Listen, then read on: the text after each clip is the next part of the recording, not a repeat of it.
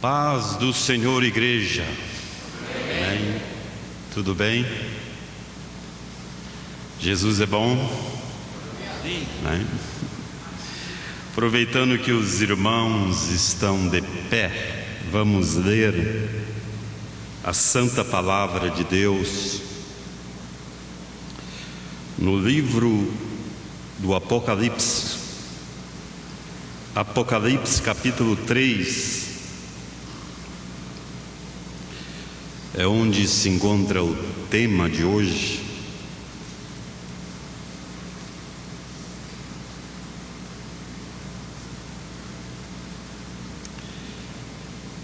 Livro Apocalipse, capítulo 3, eu passo a ler do verso 7 até o 13, diz assim: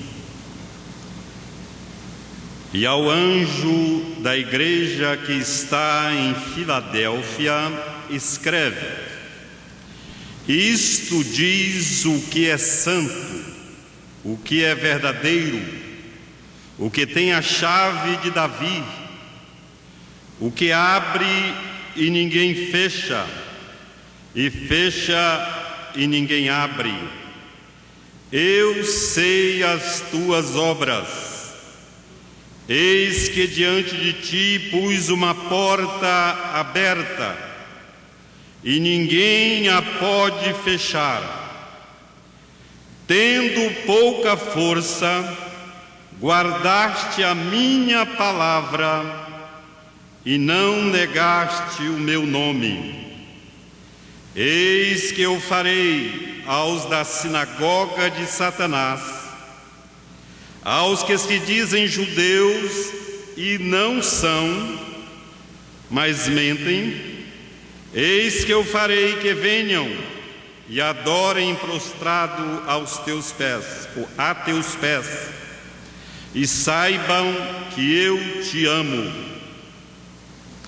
Como guardaste a palavra da minha paciência, também eu te guardarei na hora da tentação que há de vir sobre todo o mundo para tentar os que habitam na terra. Eis que venho sem demora. Guarda o que tens, para que ninguém tome a tua coroa. A quem vencer, eu farei coluna no templo do meu Deus, e dele nunca sairá, e escreverei sobre ele o nome do meu Deus, e o nome da cidade do meu Deus, a nova Jerusalém, que desce do céu do meu Deus, e também o meu novo nome. Quem tem ouvidos, ouça o que o Espírito diz às igrejas. Podemos juntos fazer menção do tema que se encontra no verso de número 11, que já lemos. Podemos juntos ler novamente? Digamos juntos: Eis que venho sem demora. Guarda o que tens, para que ninguém tome a tua coroa. Amém? Podemos sentar dando glória.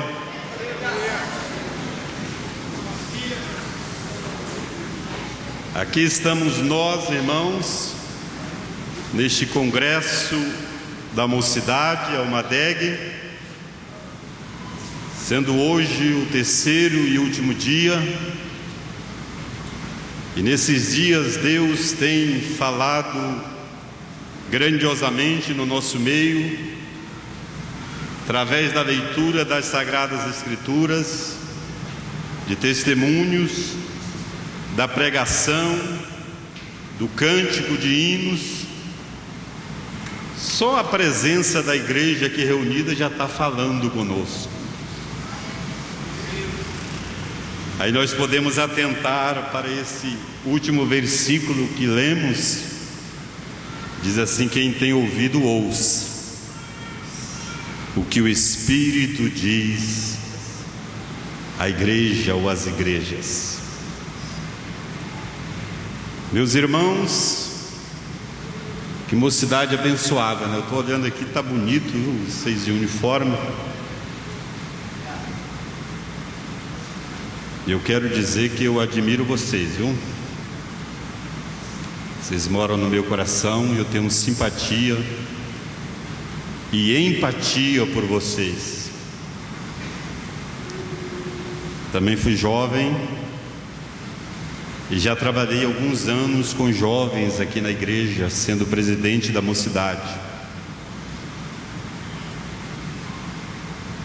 A minha história de adolescente e de jovem é uma história penosa, digamos assim, de um pouco de aflição e dor. Então eu entendo o que o jovem passa. Os adultos às vezes são tendentes a dizer assim: mas jovem, com preocupação, tão novo. Às vezes alguns esquecem que já foram jovens, mas eu me solidarizo com vocês e estou orando por vocês. E o desejo do meu coração e a minha oração a Deus é que vocês sejam prósperos, que vocês sejam frutíferos, que a palavra de Deus produza efeito na vida de vocês, que vocês sejam firmes e que sejam instrumentos na mão de Deus para mudar esta geração. Deus conta com vocês. Põe-te de pé diante de Deus e te prontifica, porque Deus vai usar você na terra. Louvado seja Deus. Meus irmãos, estamos aqui diante do texto bíblico. Este versículo escolhido como tema, o próprio Senhor Jesus falando: eis que venho sem demora, guarda o que tens para que ninguém tome a tua coroa. Esta palavra, esta mensagem de Jesus tem um contexto imediato dessa carta enviada à igreja de Filadélfia. Tem um contexto um pouco mais abrangente, envolvendo todas as cartas às 7 igrejas da Ásia. Tem um contexto ainda maior do livro do Apocalipse. Por que não dizer, tem um contexto em toda a Bíblia.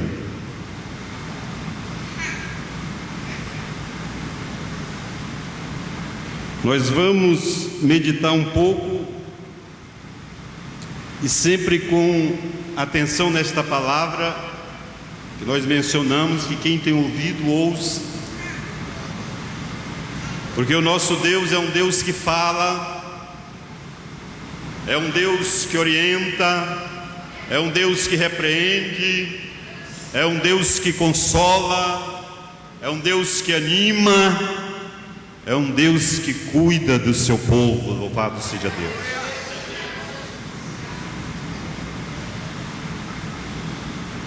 Quando João começa a escrever Apocalipse, ele fala assim: bem-aventurado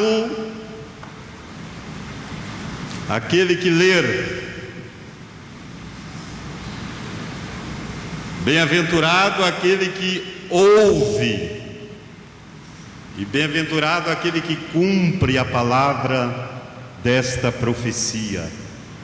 Então não nos esqueçamos que o propósito maior de Deus na nossa vida é nos fazer cumpridores da palavra e não somente ouvintes.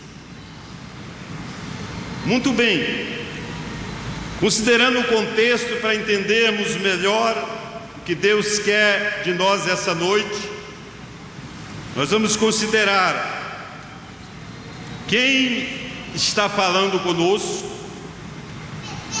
ou de onde procede, ou de quem procede a mensagem de Deus. A quem esta mensagem é dirigida e através de quem ela vem até nós. Podemos começar por esse último item. Nós sabemos pelas Escrituras que Deus está usando o apóstolo João. João, o discípulo amado. João, aquele com íntima intimidade com o Senhor Jesus. Ele expressa no início do livro, dizendo assim, que ele estava em Pátimos, uma ilha.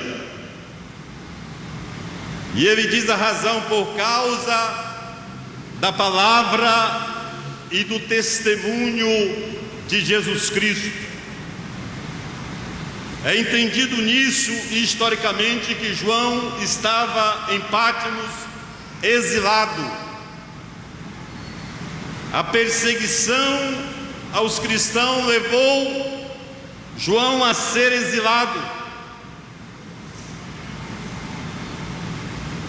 E ele estava numa ilha, naquela época usada para exilar os malfeitores. E o propósito de quem enviou João àquela ilha era para que ele parasse de pregar, de falar de Jesus, que ele parasse de anunciar o Evangelho de cidade em cidade. E enviaram João para Pátimos. Na certa, considerando, não, lá ele vai ter pouco contato. É certo que ele vai ter algum contato com algumas pessoas, mas vai ficar na ilha.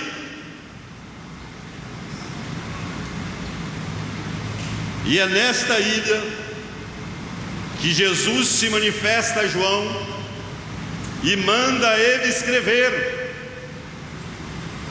Jesus se manifesta, se revela a ele, e ele diz: João, o que tu vês, escreve no livro e envia às 7 igrejas da Ásia: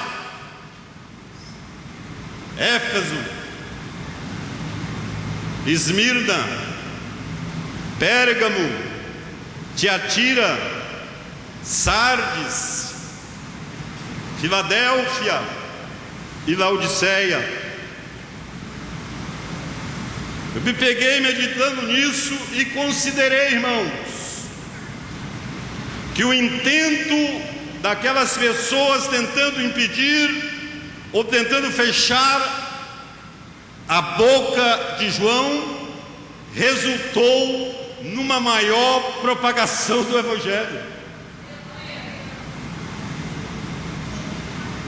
A mensagem simples é aqui, não importa se tentarem impedir a obra de Deus na tua vida, Deus vai operar de uma forma que ela vai ser mais abundante ainda. Vejam, estavam tentando impedir João de sair de cidade em cidade. Deus opera de uma tal forma que a mensagem através de João atravessa os séculos e chegam até nós, e está agora sendo transmitida para a internet no mundo inteiro. Isto é o poder de Deus. Então, se Deus tem uma obra na tua vida, jovem, e eu sei que tem, o inferno se levante, não vai impedir. Deus vai glorificar o seu nome. E tem um outro aspecto: se Deus tem uma palavra para você, e eu sei que Ele tem, não importa que o inferno e os homens se levantem, esta palavra vai chegar até você. A mensagem de Deus vai chegar até você.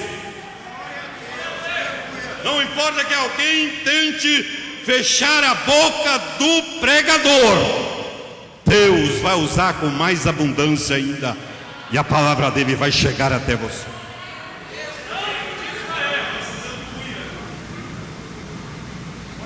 Foi o instrumento que Deus usou para fazer chegar a sua mensagem até nós nos dias de hoje. João, provavelmente já de idade avançada, perseguido, exilado, mas não importa, Deus usa. Deus usa, Deus usa, Deus usa, Deus usa aquele que se entrega a Ele e diz: eis-me aqui, Senhor.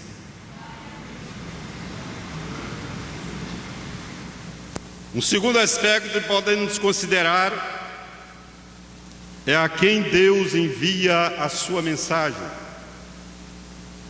A Bíblia expressa que as 7 igrejas da Ásia. Se nós lermos atentamente o capítulo 2, o capítulo 3, nós vemos que cada igreja tem a sua característica, os seus problemas, as suas dificuldades, às vezes até falhas. Nós vemos que em 4 igrejas Deus encontra comportamentos dignos de louvor, de reconhecimento, e comportamentos sujeitos à repreensão, e Jesus as repreende. A uma igreja não é mencionado nenhum comportamento digno de louvor. Essa igreja é Laodiceia. Só repreensão, correção. Há 2 igrejas não é mencionada nada reprovável: Esmirna e Filadélfia, que nós vemos aqui. As mensagens de Deus enviadas a essas igrejas não constava nada de reprovação.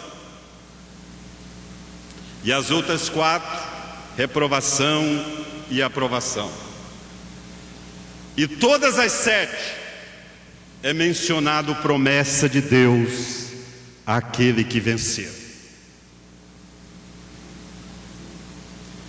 Eu vejo aqui que não importa o estado da igreja ou do crente,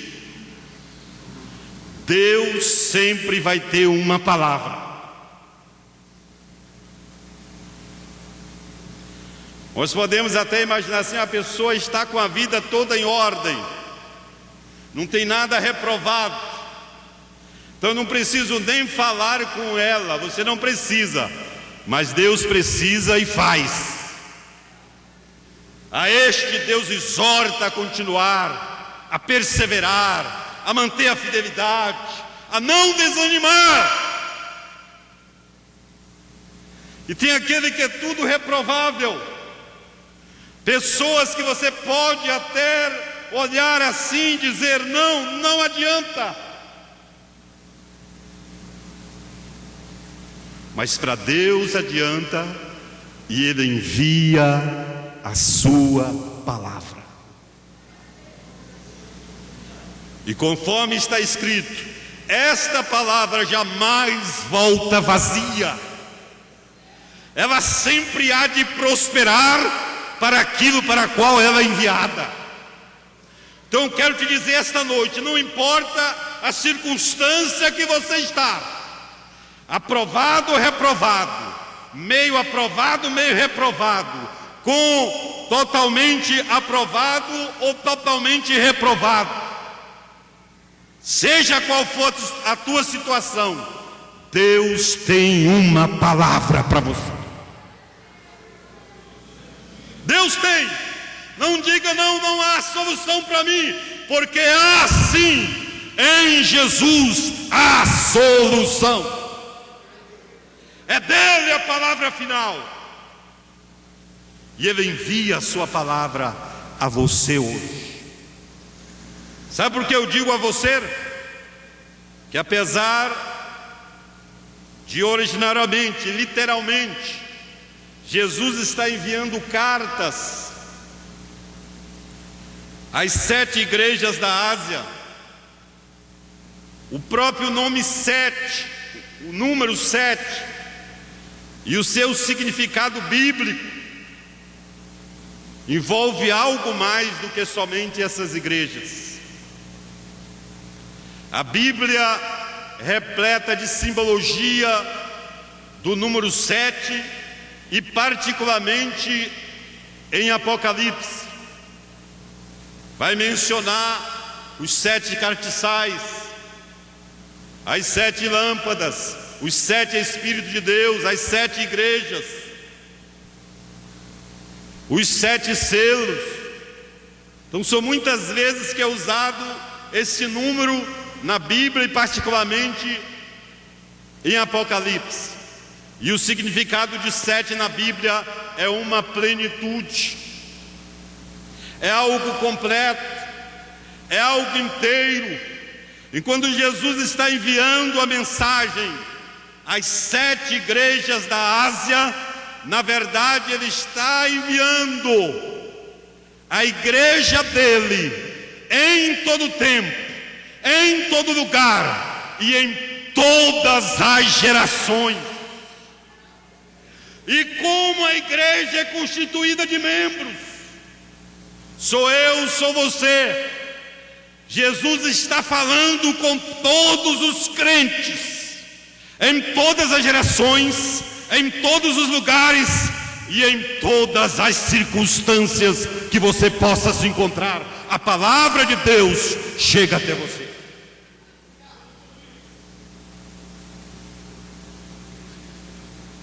Algo ainda a falar do endereçamento da mensagem de Deus. Quando nós falamos nas 7 cartas, nas 7 igrejas, pode vir a nós, assim mentalmente, a figura de que João está escrevendo no pergaminho, a carta a cada uma das igrejas, colocar no envelope, numa bolsa, e encaminhar cada uma para a cidade, para a sua igreja. E não foi assim. A mensagem inicial de Jesus a João diz: ó, João, o que tu vês, escreve num livro e envia o livro às 7 igrejas da Ásia. Então o que as igrejas receberam foram livros de Apocalipse completo. Não foi só aquela carta dirigida a Filadélfia. Filadélfia recebeu o livro completo, recebeu a mensagem que era diretamente para ela e a que era dos outros também. Ora, às vezes é interessante você atentar como Deus fala com os outros.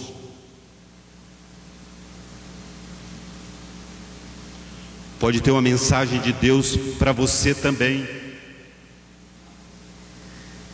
Eu lembro que no início da reunião, falando de reverência,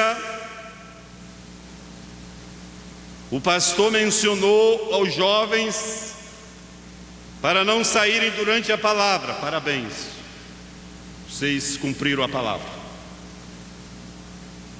Segundo o que está escrito aqui, vocês são bem-aventurados. Mas me veio logo ao coração: o pastor está falando com jovens, mas tem mais gente ouvindo. Tem mais gente ouvindo. Chega até você o livro completo, irmãos.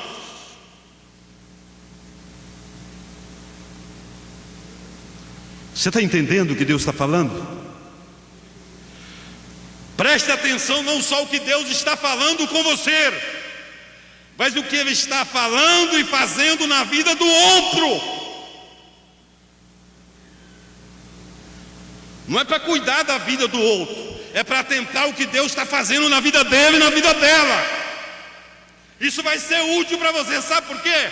Porque Deus, se Deus estiver abençoando a sua irmã, sabe o que vai acontecer? Você pode dizer assim: o próximo sou eu. Deus também vai me abençoar. Se Deus estiver repreendendo alguém, como diz aquela expressão, põe as barbas de molho.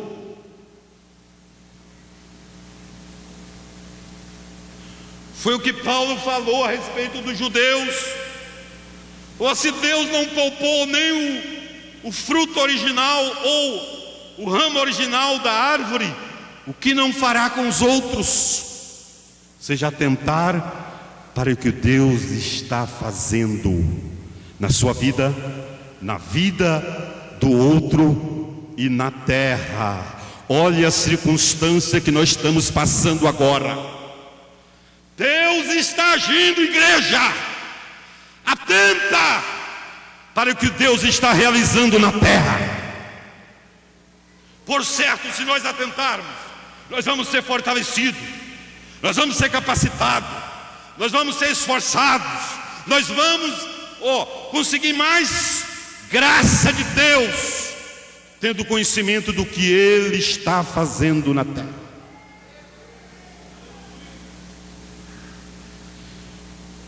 Para quem Deus está enviando a sua mensagem, às 7 igrejas da Ásia, a sua igreja em todo o tempo, em todas as épocas, e a você que está aqui esta noite, ou você que está assistindo pela internet.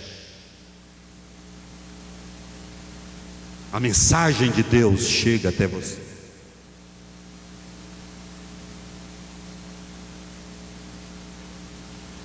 Através de quem vê essa mensagem, João? A quem? A mim. É para mim. É para você. E de quem é a mensagem? Quem está enviando a mensagem? Quem está falando conosco? Jesus Cristo.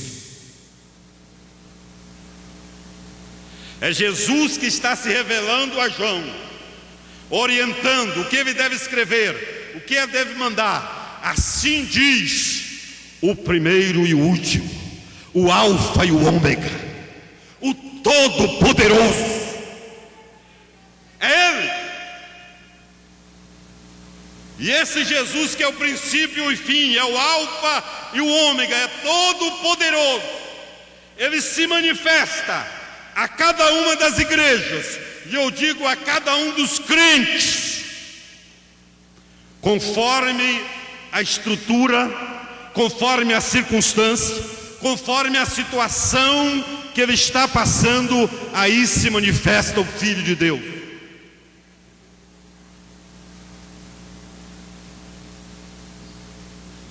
Deus atenta o que você está passando. Olha o que ele diz aqui: eu conheço as tuas obras. Ele sabe o que você está fazendo, sabe o que você está estudando, sabe o que você está praticando, sabe como você está conduzindo a sua vida, sabe o que você está pensando. Ele sabe todas as coisas. E Ele se manifesta a cada uma das igrejas, conforme seja a característica desta igreja.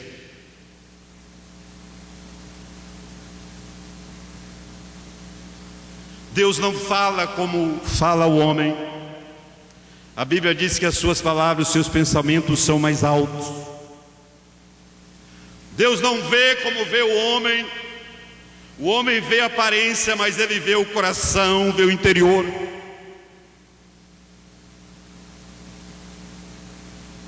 Alguém pode olhar para você e dizer assim: Deus, manda juízo, desce fogo do céu e consome esse infiel. Como os discípulos sugeriram: Senhor, se queres que a gente faça como Elias, que ore, desça fogo do céu e consuma essa cidade. Não, vocês não entenderam ainda. Eu vejo diferente. Jesus vê a possibilidade de arrependimento aonde o homem não vê. Jesus vê a possibilidade de mudança, de transformação, de libertação, de salvação, aonde nós não alcançamos, Ele alcança. Louvado seja Deus. E esse Jesus das Escrituras, que está falando com as igrejas, está falando conosco. Ele se manifesta à igreja em Filadélfia e diz assim: assim diz o que é santo.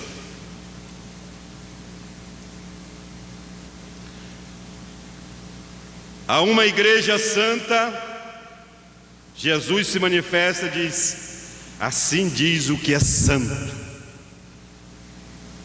Vocês entenderam? A uma igreja sem reprovação, a uma igreja santa, Jesus diz: eu sou santo. Ele é santo. Ele é santo. Quando Isaías viu aquela manifestação da glória de Deus, os serafins voando e glorificando ao Senhor, diz que os serafins diziam: santo, santo é o Senhor dos exércitos. Toda a terra está cheia da sua glória.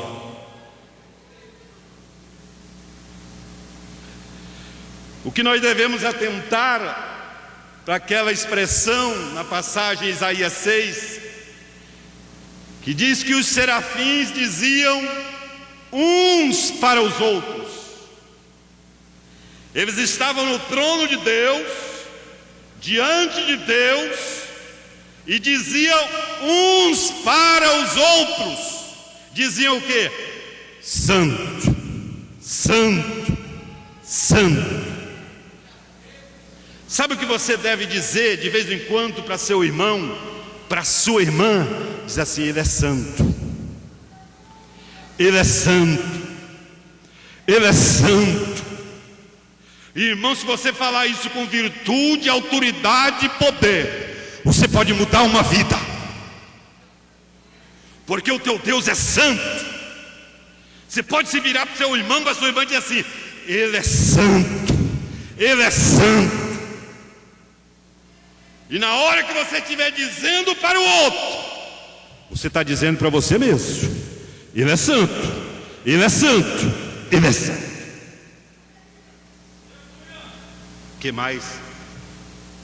E verdadeiro, e verdadeiro, e verdadeiro. Jesus falando: eu sou santo, ou fala aquele que é santo e verdadeiro, e que tem a chave de Davi, e que abre e ninguém fecha, e que fecha e ninguém abre.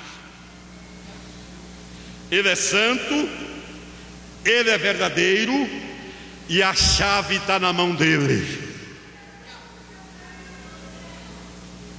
Eu já vi muita palavra e muito ensino sobre isso. Essa chave significa a salvação, é verdade. Essa chave significa a abertura para a evangelização, é verdade. Mas o significado primário de Jesus de ter a chave é de poder e autoridade, domínio. Ele está dizendo aqui: ó, eu tenho todo o poder, toda a autoridade e todo o domínio. Meus irmãos, nós estamos numa época propícia para esta mensagem. Sabe por quê? Porque os homens acham que têm domínio. Os homens acham que podem controlar. Os homens acham que podem governar. Mas é só aparecer um vírus que estabelece o caos.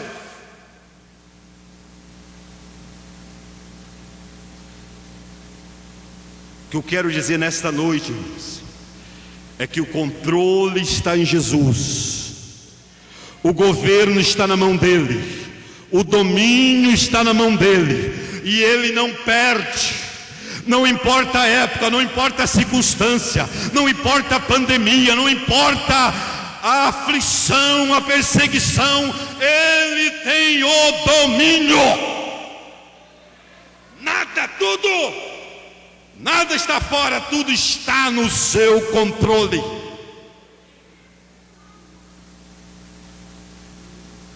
Sabe o que Deus revelou e usou o irmão Xavier, e nós vimos a revelação dada a ele antes de começar a pandemia. Deus revelava uma criatura das mesmas características do coronavírus e estava na mão de Deus. E aquele ser esperneava, mas do controle de Deus ninguém sai. Tendo ele ressuscitado, ele se manifestou aos seus discípulos, ele dizia: todo o poder é me dado nos céus e na terra. No céu e na terra ele tem domínio, poder, autoridade, governo. Sabe o que ele falou quando iniciou a pregação aqui nessa terra? O reino de Deus é chegado até vós. O poder, a autoridade, o domínio, o controle, tudo está nas mãos dele.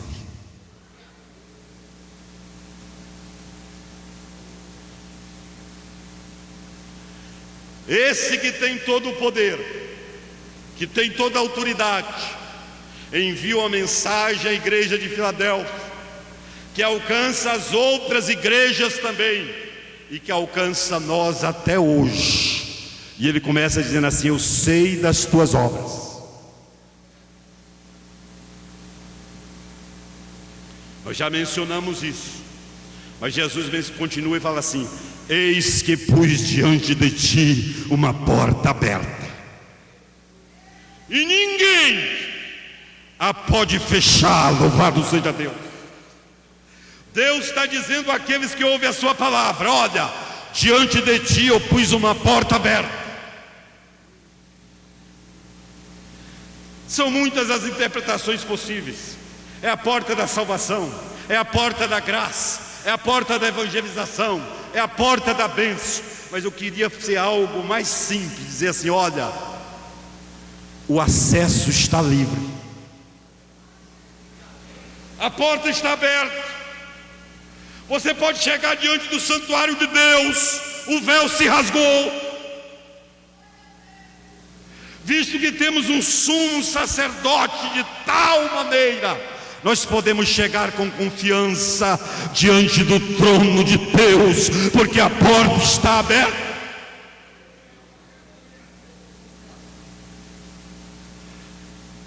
Você já orou? Está buscando? Seja que for uma bênção material.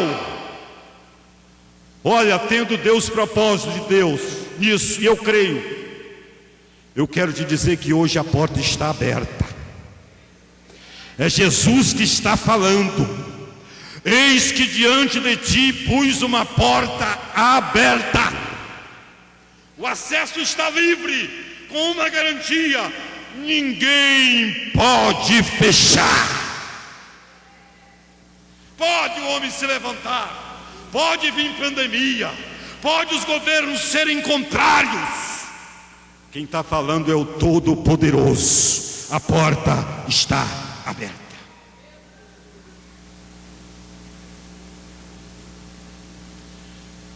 Por que que a porta está aberta? Tendo pouca força, guardaste a minha palavra e não negaste o meu nome. Às vezes nós pensamos, ou até imaginamos, e o jovem pensa: eu vou me fortalecer um pouco mais, aí eu vou conseguir vencer este hábito que me domina, eu vou me fortalecer um pouco mais, e aí eu vou cumprir o ministério que Deus tem na minha vida. Não vai ser assim. É agora, e é com pouca força. É com pouca força, É conforme Paulo falou: ainda que eu seja fraco, ou sendo fraco, aí é que eu sou forte. Sabe por quê, irmãos? Porque a força não é nossa, é de Deus. Mas aqui tem um segredo, e está em todas as igrejas, está em todo aquele aprovado por Deus: guardaste a minha palavra. Guardaste a minha palavra e não negaste o meu nome. Na perseguição, no sofrimento, na dor, no martírio, aquela geração da igreja de Filadélfia não negou o nome de Cristo. E a perseguição não foi pouca, irmãos. O Império Romano era especialista em perseguir. E essa perseguição normalmente envolvia confiscar os bens dos cristãos, prendê-los, exilá-los, como o exemplo de João, e o martírio, crucificado ou queimado na fogueira ou comido pelas feras. Mas diante desta perseguição, Jesus está falando desta igreja: não negaste o meu nome. Sabe por quê? Porque todo o esforço do Império Romano era fazer o cristão negar a Cristo. Era colocado diante dele a oportunidade. Olha, aqui está a oportunidade. Se você negar a Cristo, adorar o imperador era Deus, e sacrificar a um dos deuses pagãos, você não vai morrer. E se você concordar em negar a Cristo, adorar o imperador e sacrificar um deus pagão, você vai receber um diploma que vai cessar a perseguição na sua vida. Toda vez que chegar alguém em autoridade para perseguir você, basta você apresentar este diploma. Você já negou a Cristo. Mas que Jesus está falando desta igreja, e está falando para nós aqui esta noite: tendo pouca força, não negaste o meu nome, obedeceste a minha palavra. Através de João, Deus envia a mensagem à sua igreja em toda a terra, e fala de uma marca colocada na mão e na testa, chamado marca da besta. E muitos estão preocupados que é um chip, que é uma marca assim material, que vai ser colocado assim. Não é nada disso. A palavra de Deus está falando de alguns que já têm o diploma, que negaram a Cristo, que transigiram com este mundo, que se envolveram, que se contaminaram, que se entregaram com as coisas desta vida. Na sua vida já está marcada que são do mundo. Mas jovem, a você a palavra de Deus diz que você não é do mundo. Você não é do mundo, você é de Deus. E a palavra de Deus habita em ti para você vencer o mundo. O que tem em você não é a marca da besta, mas é o Espírito de Jesus Cristo, o selo da promessa de que você vai chegar no céu.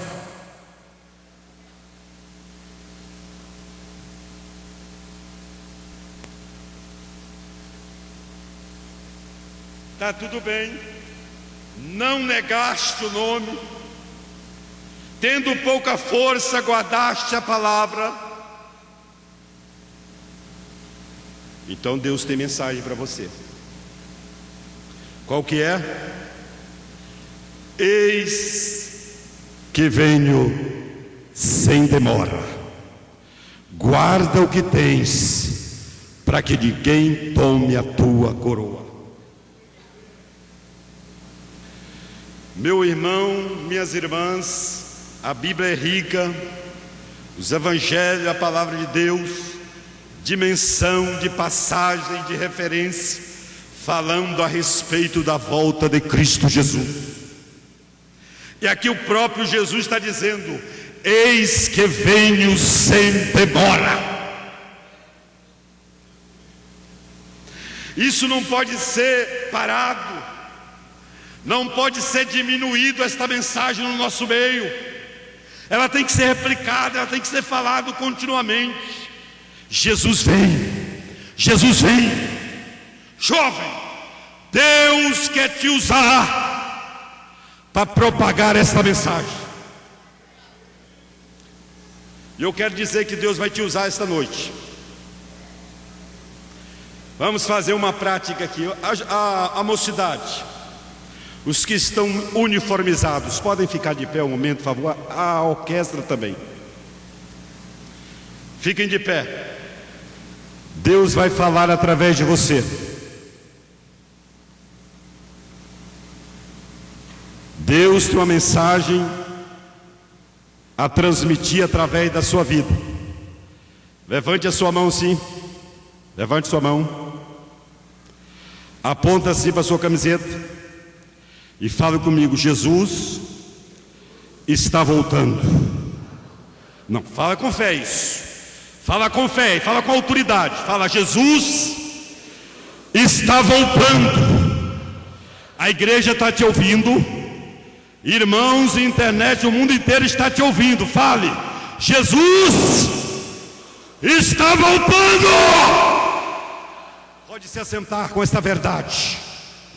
Jesus está voltando. Que isso seja replicado e replicado e replicado, para nós não esquecermos um segundo. Ele está voltando. E na palavra dele: eis que venho sem demora.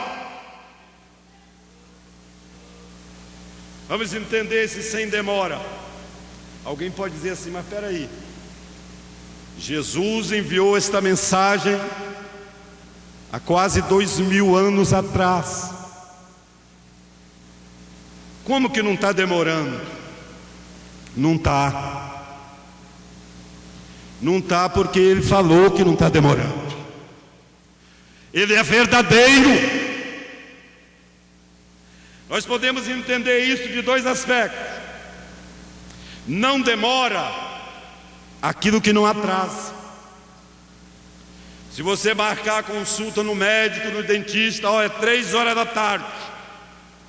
O normal é você chegar lá às 2h30 e chega a 3, 3h30, 4 horas. Se você for atendido, tá bom, mas demorou. Sabe por quê? Porque estava marcado 3 e você foi atendido 4. Nós não sabemos o dia e a hora, mas esse dia e hora está marcado e não vai atrasar. E digo mais, pode ser hoje. Tem outro aspecto do não, eis que venho sem demora. Jesus quis transmitir à sua igreja uma mensagem a respeito da brevidade, ou como nós devemos encarar a sua volta, ou a promessa da sua volta.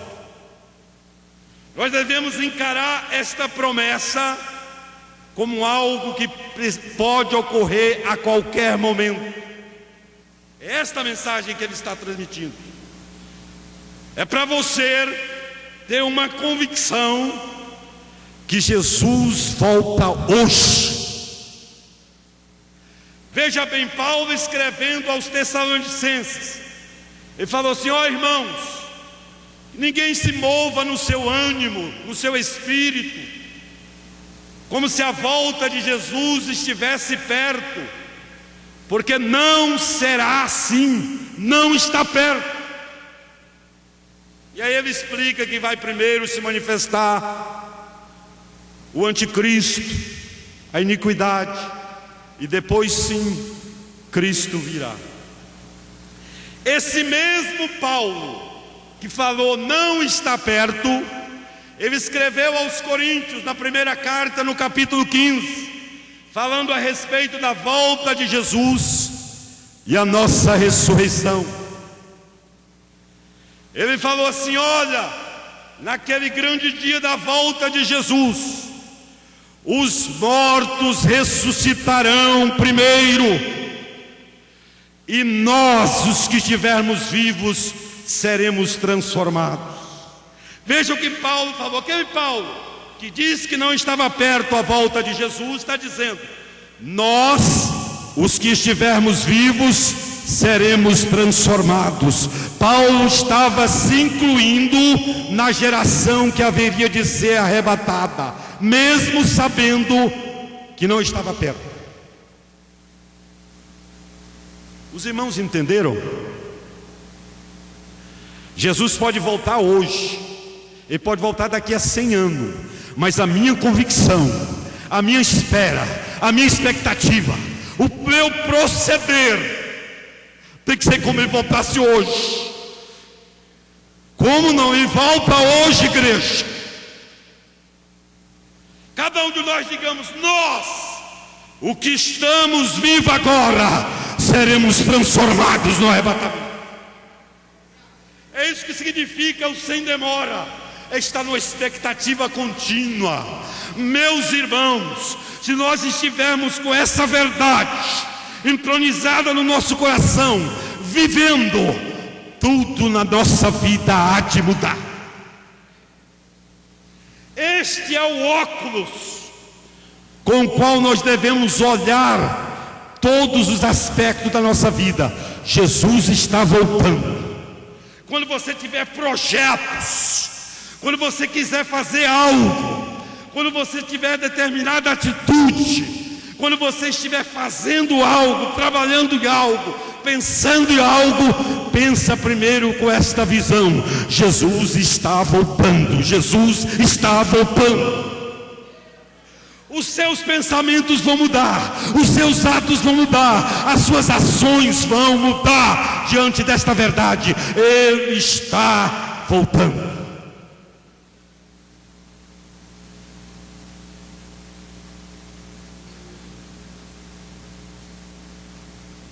Sabe como que o mundo vai acreditar e até se apavorar que Jesus está voltando? Como diz a Bíblia que as nações vão estremecer? Depende de mim e de você, de como nós vivemos essa expectativa. O mundo não vai ter nem noção de que Jesus vai voltar, se os crentes estiverem entregues nesta vida, como se fosse viver eternamente aqui, ou como se a nossa promessa, a promessa de Deus para nós, fosse nessa vida presente. O mundo não vai acreditar na nossa mensagem, se nós não vivermos como Jesus voltando hoje, igreja. Quais as suas expectativas dessa vida? Eu quero casar. Claro, quase todos os jovens querem. Mas pense nisso, em casar com óculos: Jesus está voltando. Sabe qual é o efeito disso?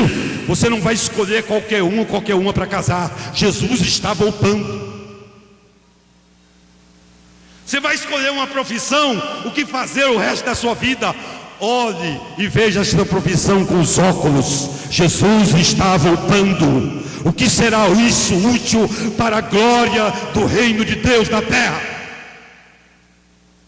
Todas as nossas atitudes devem ser diante desta visão: Jesus está voltando.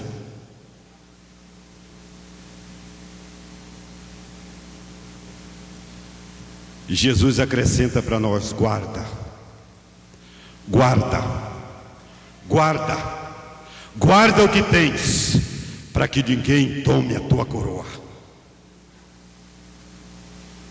Dá para você entender que você tem, que Deus tem te dado, que você tem algo de Deus, e esse algo Deus está dizendo: guarda, guarda, jovem, guarda-te a ti mesmo, porque tu tens Deus na tua vida, para que ninguém tome a tua coroa. Já vi pregação de coroa, que é algo que nós vamos receber na glória, e que cada boa ação que a pessoa faz aqui dá um diamante, uma pérola preciosa na coroa. Mas eu prefiro uma interpretação mais simples. Coroa fala de vitória, coroa fala de triunfo, coroa fala de honra. Ou seja, Deus está dizendo: você tem vitória, você tem triunfo, você tem honra. Sabe como é que era a coroa no passado para os vitoriosos? Não era algo grandioso, precioso a coroa em si. Um ramo de louro trançado, folhas, era colocado na cabeça daquele que venceu. Não tinha valor material, mas tinha um significado. Aonde passava, alguém observava e disse: vai um vencedor.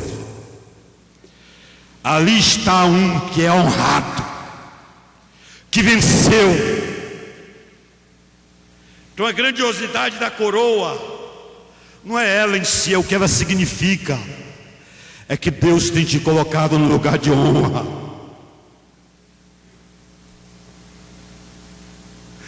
Dá para você observar quanto jovens estão nesta hora dizimados pelo pecado. Muitos estão morrendo agora, mas você está aqui na casa de Deus, louvando, glorificando e sendo honrado por Deus.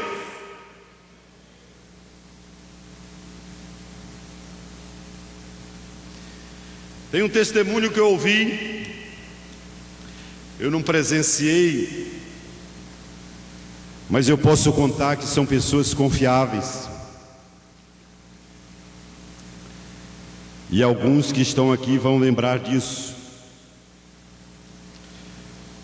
Nosso amado irmão Sebastião Martins, que presidiu a igreja antes aqui, partiu para o Senhor. Ele contou isso e chegou até mim. Os crentes têm, assim, o hábito, de perguntar para o pastor: pastor, pode isso, não pode aquilo? E talvez motivado por isso, aquele pastor, pensando em determinada atividade corriqueira relativa às coisas do mundo,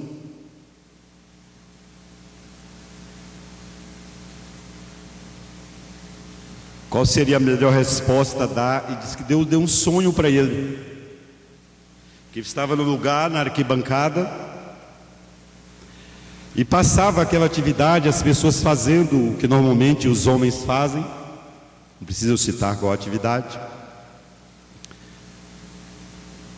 Aí diz que veio assim no coração dele assim: Senhor, eu não vejo nada de mal nisso. Aí veio a palavra de Deus e falou para ele, e diz assim: eu te coloquei numa posição mais elevada.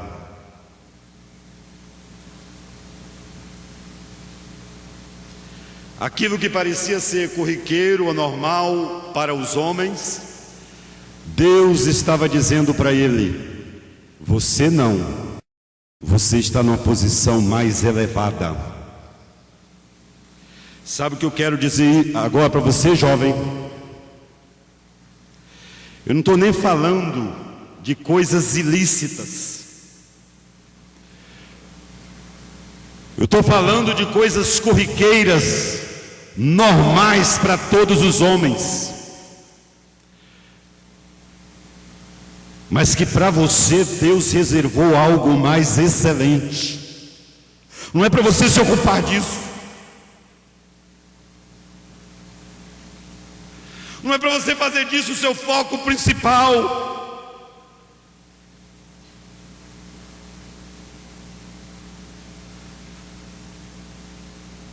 Navegar na internet ou se ocupar de lazer e divertimento dia após dia. Eu quero te dizer que Deus tem algo mais excelente para você. Deus te colocou na posição mais elevada. Deus te chama para algo grande na terra. Deus está dizendo: ó, não te ocupe disso. Eu tenho uma ocupação mais excelente para você. Fica comigo, me busca, faz a minha obra, faz o que te ordeno. Guarda o que tens, para que ninguém tome a tua coroa.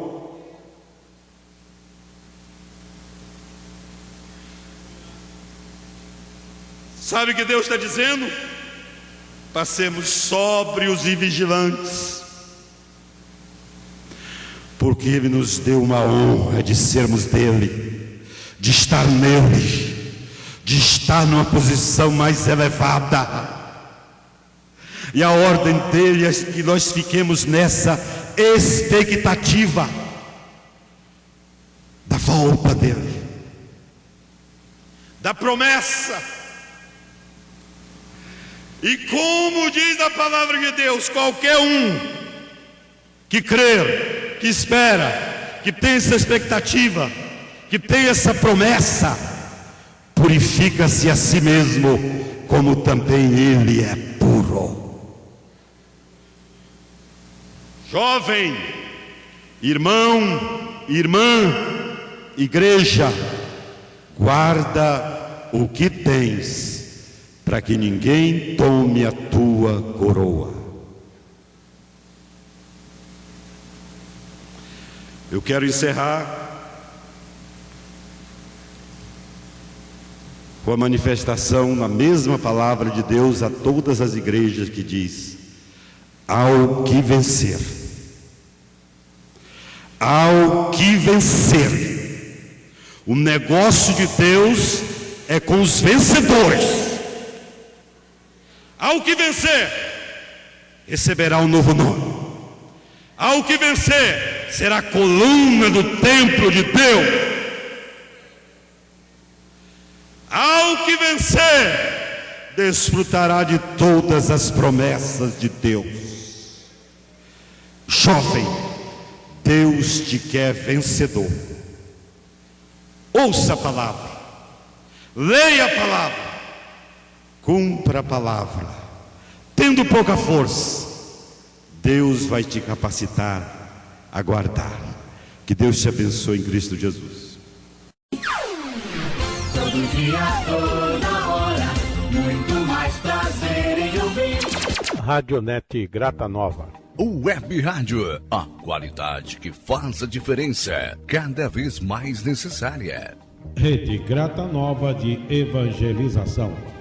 Acesse nosso site www.horadadecisão.com.br. Hora da Decisão, tudo junto, sem acento.